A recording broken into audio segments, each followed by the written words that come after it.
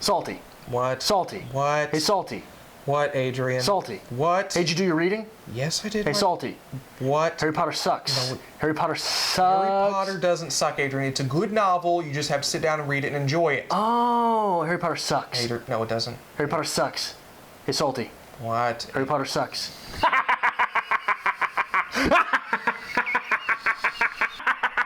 Oh!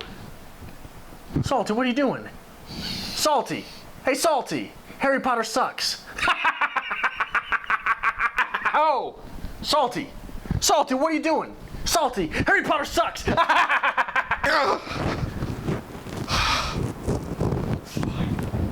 done it. I did it. I'm free. Hey, Dalton. What? Got this crappy new book. Maybe we should do a review for it. Sorry, Adrian. Just daydreaming. What do you, about what? Nothing. You've been awfully distant lately.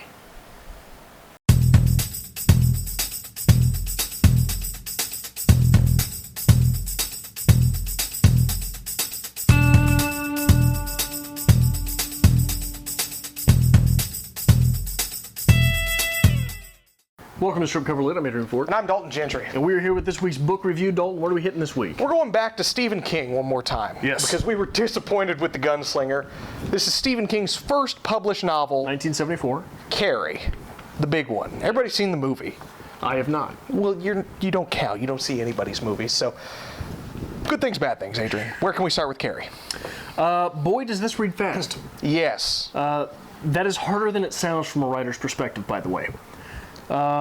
This is in the collective consciousness.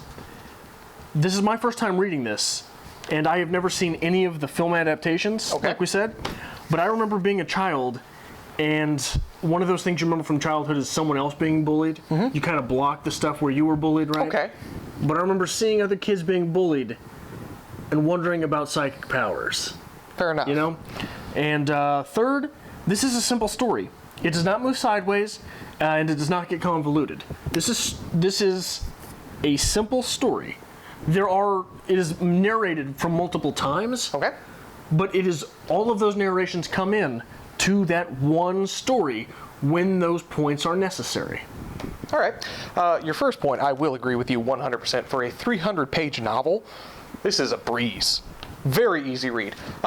This is one of my favorite Stephen Kings I've gone through so far. And it just so happens to be his debut novel, so I think that's pretty impressive on his behalf. This highlights the absolute horror of high school, and it's the anti-coming-of-age story. It's that terror of, development and coming of age. It's wonderful. And Stephen King is ruthless. He is a cold-blooded killer. Oh, yeah. And it's beautiful. Bad things. The themes and symbols in the first half of this novel are super clunky. You've got the white versus red and the water versus blood deals that pop up, and then they disappear. Yeah. The end of this book is choreographed, and you know where it's going from about 27% of the way through the novel. Like, you're a quarter of the way through this thing, and you know, okay, well, that's where it's going. There were no character surprises for me. Okay. Every character, as soon as they're introduced, you know them, and you know where they're going. I'm going to say the argument that this is very choreographed is going to be difficult, simply because everybody already knows the story of Carrie. If you didn't know where it was going...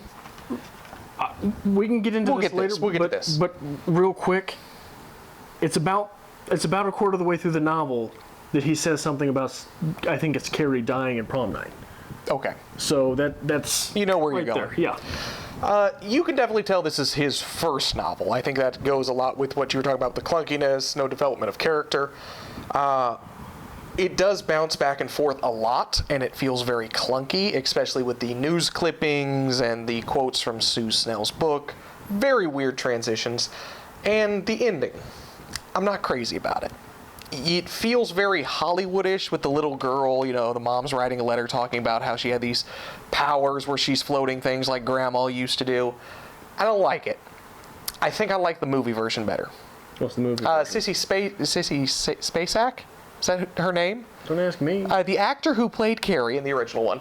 Sue Snell goes to her grave, and it's a lovely, touching moment. She's putting a wreath on it or whatever, and Carrie's hand pops out and grabs her by the throat. cut to black. You like that better? Yes. I thought, and actually, the ending here is very movie-ish. Okay. Right. Do you have quotes? I do have quotes. We always have quotes. What's yours? You go first. I'm going to go from page 117. Whenever anything important happens in America, they have to gold-plate it, like baby shoes. That way you can forget it. And forgetting Carrie White was a bigger mistake than anyone realizes. Nice. Look at him setting it up. And actually some good ridership there. I think that's wonderful. Just one? Just one today. I've got two. This from 92. The hairbrush slid to the edge of the bureau, slid out past the point where gravity should have toppled it, and then dangled. As if on an invisible string, Carrie's eyes had closed to slits. Veins pulsed in her temples. A doctor might have been interested in what her body was doing at that instant. It made no rational sense. Respiration had fallen to 16 breaths per minute. Blood pressure up to 190 over 100. Heartbeat up to 140. Higher than astronauts under the heavy G-load of liftoff. Temperature down to 94.3 degrees. Her body was burning energy that seemed to be coming from nowhere, and seemed to be going nowhere. An electroencephalograph would have shown alpha waves that were no longer waves at all. Were just great, jagged spikes. And then from 98, but hardly anybody ever finds out that their actions really actually hurt other people. People don't get better, they just get smarter. When you get smarter, you don't stop pulling the wings off of flies. You just think of better reasons for doing it. That's wonderful. Yeah. I like that. There is some good writership here with King. The Gunslinger, I didn't like. I've read a few others. I've read It. I've read Misery. They're okay. This is pop lit. It is. It's the horror genre. It's just that's what it is. But you can find gems. Well, and you really feel Stephen King grasping for things early in this novel before he just says, fuck it, I'm going with the story. Yeah, and I'm going to do what I feel is natural. The white versus red, Yes. the water versus blood. And then he even puts little small touches and things like the scene with the principal where he gets a blood blister. Okay. It's a blood blister. Yes. And then Carrie is referred to at some point as being in hysterics. Yes. Right, which is you're dealing a lot with masculine versus feminine in the beginning too, and then all of a sudden, boom, it's just story. And that's where he shines. It is where he shines, but there's not as much to play with. If those themes and symbols had been done better early on, I would have been sad to see them go. Okay. But they were not done well, so it did not bother me that they went. Okay. Now I think there are some really good writing elements in this. When Carrie's first discovering her powers, it's described as she's using a muscle. She flexes. She flexes her mind, and that's how she gets these objects to move. That's a fine touch, something you don't get at all with the film. And I think that really works. That explains this, especially if you're picking this up in, what did you say, 1974? 4? Yes. Never having any idea what Carrie was about, brand new novel, that conveys to the reader a little more belief. It grounds the reader, gives them something to go off of, and I think it's absolutely necessary. It's wonderful. Yeah, it is. The explanations of these things are interesting because these are things. I grew up an X-Men fan, right? Yeah. And these are things you never get in the comic book format, really. You never understand what's going on with Jean Grey when she's flexing her psychic abilities. But you get that quote from 92 that I read, and you get from 120. It is now generally agreed the TK phenomenon is a genetic recessive occurrence, but the opposite of a disease like hemophilia, which becomes overt only in males. It is the disease once called King's Evil. The gene is recessive in the female and is carried harmlessly. Male offspring, however, are the breeders. This disease is generated only if an afflicted male marries a woman carrying the recessive gene, which this little explanation of how these things happen. A little backstory. Yeah. A little bit. You don't, that's one of the perks to having a novel format. You get to explain those things. It is not questioned out. You have the natural ability to put those things in. And just because you brought up that quote where they're breaking down the phenomenon of TK, as they call it, that's a very scientific look at things, which makes this almost a science fiction piece, in a way, because you have some element of fantasy, but it is being broken down and scientifically examined as this could be a futuristic thing. This could be something we develop eventually. So I think that's very interesting from a genre standpoint. But am I going to say this is sci-fi? Absolutely not. This is quintessential horror. Wonderful. Well, and one of the big questions that raises for me is, as soon as something is horror, is it cut off from being anything else? Think of something like the movie Event Horizon. Okay. Have you seen that movie? I actually have. Extremely sci-fi, Absolutely, right? but it is horror as well. But it's horror. You do not say that. That is not in the sci-fi section. That is a terrifying movie. I can't talk today. Who is the hero of this story? I think it is interesting that there might not be one. Almost every story has to have a hero. Some arcing person who fixes everything. That is Carrie's mother. Now, we've talked for weeks and weeks and weeks how there's this wonderful identifying characteristic of this new form of literature that we like, where you got to do what's got to be done. You got to buck up and just do it because that is what is necessary. Carrie's mother is the only one who does that in this novel. Carrie's mother takes the knife and stabs her. She ends it like she wishes she would have done before. She is going back to her past mistakes, and she's solving her problems. She's solving everyone else's problems. Carrie White's mother's the hero. Okay. Easy as that. Not Carrie at all, despite the fact that she took out a whole school of bullies? Are they all bullies, or is this innocent victims who are being slaughtered? Right, no, absolutely. But from her perspective, she would definitely be the hero, would she not? You think so? I think so. I don't think so. She was even under the impression that old Billy, or old Tommy, was pulling the 1-2 on her. No, that seems to be more of a paranoia that stems to make her the villain. Because if it wasn't in a fantasy setting, then she'd absolutely be the villain. Oh yeah. I am not taking up the mantle for a character that fried an entire high school. Yes. Right. But it's from a storytelling perspective, it is interesting that you could make an argument for Sue, you can make an argument for Tommy. There's only two, who is it, Christine and Billy, that you can't really make an argument for. See, I think it's interesting on that same level, if you want to call Carrie White's mother the hero, the most warped, disgusting character in this piece is Carrie White's mother. Oh, absolutely. And to make her the hero, I think it's just a wonderful little turn that Stephen King gives you to make you root for her in the end, because she's going to stop this.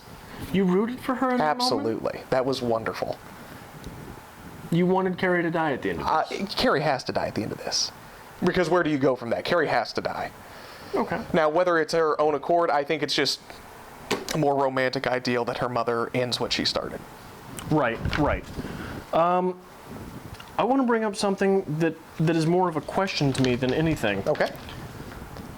Is Carrie White the devil's child? You think so? Is she? There's a bit of intimation that she has a real world father that was her mother's husband. Yes. But there are some weird things going on with that. Hold on. There is the quote, "Thou shalt not suffer a witch to live. Your father did the Lord's work." Okay. What does that mean? Thou shalt not suffer a witch to live. Your father did the Lord's work. There's also this part where Ralph, Carrie's father perhaps, stopped Margaret from killing the baby Carrie, right? Yes. But Ralph was dead before Carrie was born. Ralph had died before Carrie was born. Okay. Remember, there's the scene where she cuts her own umbilical cord. Yes. Because Ralph's nowhere to be found. There's also, I wish I could find it, but I went back to try and find it because I didn't write it down in my notebook at the time, but I took the note that her mother was constantly talking about running from the black man or being inflicted by the black man or something like that, which is a reference to the painting that she's got in Carrie's little den. Carrie's mother is a very hard character to find any reliable information from because her mental status is completely warped. So, but if you look at it from a realistic standpoint, if this woman is dealing with something like that, absolutely her mental status is going to be warped. If the devil shows up on your doorstep, you're going to find Christ the next day. Right. So that might be the most prolific thing I've ever said. Look at that. So, I'm proud of that. So that is very interesting. It depends on really how you read it. You could call it either way on that one, I think. I think there's some very interesting things going on with Carrie's father, because it's not. And even when Margaret goes off at the end about your father and Ralph at the same time, it is sort of a hazy conversation, right? And it is in, if I may steal the sexist term from earlier, in hysterics. Okay. Right. So I'm going to have to read this again to really understand what I think about that. But I think that might be what's being inferred there. Now, if you do want to talk about gender a little bit, can we raise the question, does this story change significantly if you have the male? If we have a male Carrie? Do you find any difference with that? Because I think the whole idea of Carrie's blossoming into a woman in her menstrual cycle the first time in the shower is paramount. I think you could equate some similar circumstance to the male adolescence that would be the big change for him, that could be perceived, he could be bullied in any way. But if Carrie is a man, is the story different? I don't know. You don't know? I don't know. Well, the story is different. Is the circumstance different? Because here's one thing that stood out to me. Who are your three real main characters here? You have Carrie. Carrie? I'd assume Carrie's mother. Okay. So barring Carrie's mother. The prime movers, yes. Carrie, Sue. Are you going to say Billy and... I would say Christine. Christine. Right. Those are the three real personalities that are playing here, Okay. right? Those are the three main personalities. But who takes Carrie to prom? Tommy. Who's the one that sets up the gag? Christine. Billy. So these are three women who are the personalities. Okay. But the movers are men.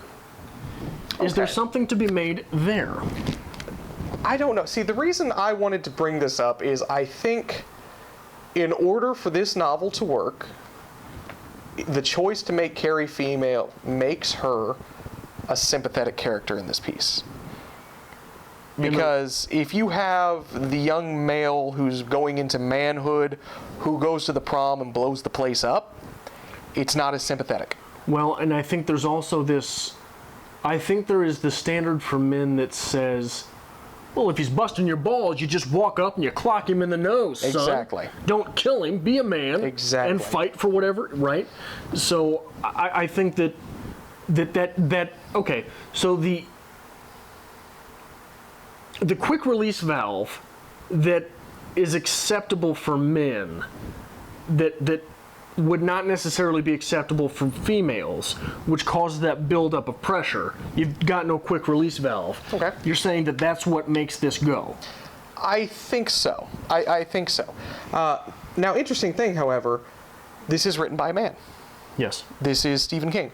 Now, I think it's George R.R. Martin who had some interview or something, and they asked him, how do you write from a woman's perspective so well, George? This is wonderful. He said, basically, I've always pictured women as people.